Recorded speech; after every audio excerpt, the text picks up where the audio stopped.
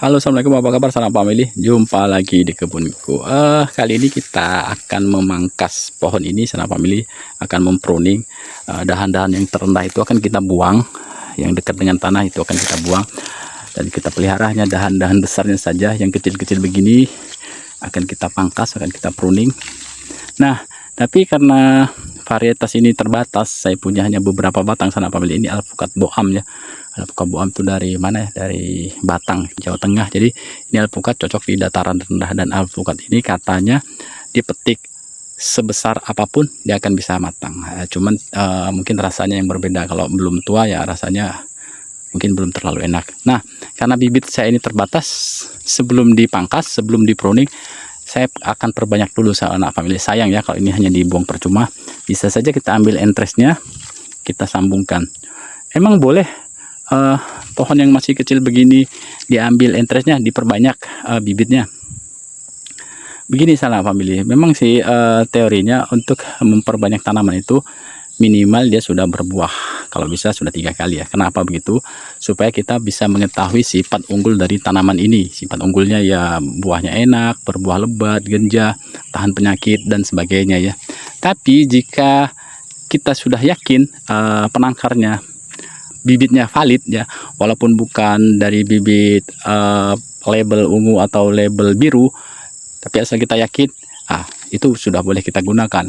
Seperti halnya jambu kristal yang saya punya itu, kemarin itu kan saya cangkok sebelum berbuah, tapi dia kan sudah memiliki sifat unggul seperti indukannya. Begitu cangkokannya kita tanam, ya nanti individu yang kita tanam tersebut pasti sama dengan indukannya, walaupun indukannya belum pernah berbuah. Kalau boleh ibaratkan neneknya itu ya, neneknya itu unggul ya, ibunya sama anaknya pasti unggul. Itulah keuntungan dari memperbanyak tanaman, mencangkok, menyambung atau okulasi atau lain sebagainya sahabat family. Jadi tidak perlu kita menunggu pohon ini berbuah, asal kita yakin penjualnya bibitnya valid, pasti seperti indukannya ya, ini akan sama nanti sifatnya. Jadi walaupun ini belum berbuah, akan kita perbanyak sahabat family. Teknik apa yang akan kita gunakan? Kita akan menggunakan teknik sambung susu sahabat family ya, sambung susu. Teknik ini paling mudah diterapkan untuk pemula sekalipun ya, walaupun belum pernah membuat perbanyakan bibit, sambung pucuk, okulasi, atau sambung sisip, atau yang teknik-teknik lainnya. Teknik sambung sisu ini yang paling mudah diterapkan, paling mudah, dan tingkat keberhasilannya cukup tinggi ya sahabat family. Bagaimana melakukannya?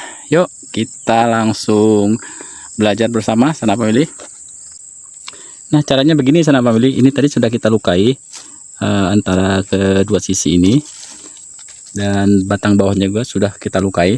Kita menggunakan cara yang sederhana saja. Ada beberapa teknik untuk menyambung susu ya, tapi kita pakai yang begini saja. Ini yang paling simple, yang dilukai kedua sisinya. Ada juga yang buat seperti baji, ada juga yang teknik lainnya sahabat family. Kita menggunakan teknik yang paling mudah. Nah, setelah dilukai, sama seperti saat kita sambung pucuk, tempelkan salah satu sisinya atau kedua sisinya ya, tempelkan ya salah satu saja karena besarnya tidak sama. Kemudian kita ikat dari bawah ke atas, sampai di atas kita turunkan lagi ke bawah. Ikatnya harus kencang ya sahabat family, agar kedua individu ini bisa menyatu dan agar air hujan tidak mudah masuk ya sahabat family. Pastikan lagi salah satu sisinya menempel dengan benar ya, karena yang akan bertaut itu nanti ya antara kambium dan kambiumnya yang bertemu ya sahabat family. Nah, setelah sampai di atas, kemudian turunkan kembali ke bawah. Oke, kita menggunakan plastik es biasa saja, bisa juga menggunakan grafting tape atau plastik wrap, terserah sahabat family apa yang tersedia, itu yang kita gunakan ya sahabat family. Nah, setelah sampai di bawah kita ikat dengan kuat ya sahabat family.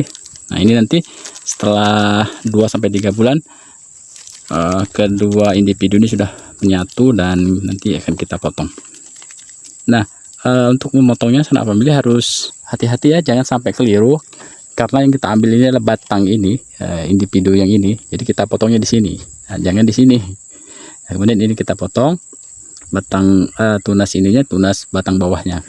Dan untuk minggu-minggu pertama masih perlu disimpan di tempat teduh ya sahabat family, karena untuk menghindari tunasnya ini layu ya sanak family. Nah, walaupun ini batang bawahnya ini gagal sanak family, gagal kita sambung kemarin, gagal sambungnya ini bekasnya, masih bisa kita manfaatkan untuk sambung susu. Ya seperti yang saya bilang di awal tadi, sambung susu adalah teknik perbanyakan tanaman yang paling mudah untuk kita terapkan dengan tingkat keberhasilan yang cukup tinggi ya sanak family. Kita pemula pun bisa melakukannya.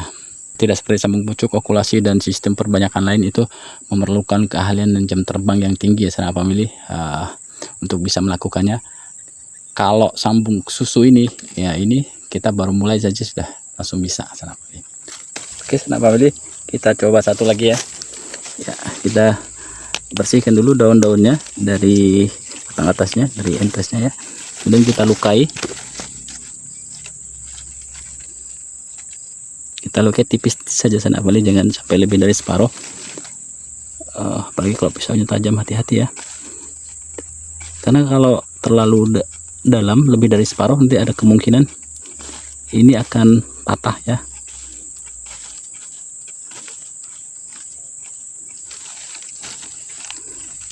Kemudian kita pastikan panjangnya kira-kira semana. Kemudian kita lukai juga itunya, batang bawahnya. Sama juga jangan terlalu dalam, nanti dikhawatirkan batang bawahnya juga akan patah kalau terlalu dalam. Seperempat lah maksimal. Nah kemudian seperti tadi kita ketemukan salah satu sisinya yang harus menempel ya. Kalau besarnya sama ya bisa dua-duanya, kalau tidak ya salah satunya saja. Kemudian kita ikat. Ini ada beberapa yang sudah kita sambung tadi seperti ini. Ini kan bisa ditekuk nih. Nah ini kita lengkungkan ke atas. Kalau ini batang bawahnya yang melengkung ya, yang mengalah lah istilahnya. Nah, bagaimana jika besarnya tidak sama sanak family antara batang atas dan batang bawah? Tidak masalah. Seperti ini tadi kan batang atasnya sedikit lebih besar, nanti batang bawahnya akan mengejar pertumbuhan batang atasnya. Cuman saat kita tanam, jika batang atasnya lebih besar, lebih baik kita pasangin tonggak ya, supaya tidak patah. Nah kalau batang bawah yang lebih besar itu tidak masalah, batang bawah pasti akan mampu menopang tunas yang lebih kecil, dan tunasnya nanti akan bisa mengejar pertumbuhan menyesuaikan dengan batang bawahnya. Nanti juga pasti akan sama besarnya ya sanak family. Nah seperti ini sanak family, ada beberapa yang sudah kita sambung, dan nanti setelah panen sambung susunya baru kita pangkas ya sanak family. Polybag ini juga kita harus jaga kelembapannya ya sanak family. Jika tidak turun hujan dalam 1 atau 2 hari, kita siram polybagnya. Jika turun hujan ya maka tidak masalah ya sanak family. Kenapa? Kalau tidak kita siram ini rawan kering ya, karena polybagnya kan kecil dan ini di tempat terbuka, jadi cepat kering sanak family medianya. Beda dengan kalau masih di dalam di dalam kumbung, di bawah naungan, di bawah paranet itu 2-3 hari tidak hujan, ini masih lembab ya. Kalau ini kan langsung kita tanam di lahan nih, jadi kalau tidak turun hujan 1-2 hari maka polybag ini akan cepat kering. Jadi kita lihat juga situasinya, kalau memang tidak hujan ya harus kita siram. Oke sanak family, saya cukupkan sekian dulu untuk video kali ini. Mudah-mudahan video kali ini ada manfaatnya.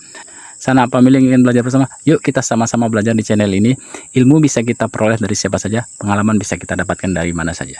Jangan takut mencoba, kita coba, kita bisa.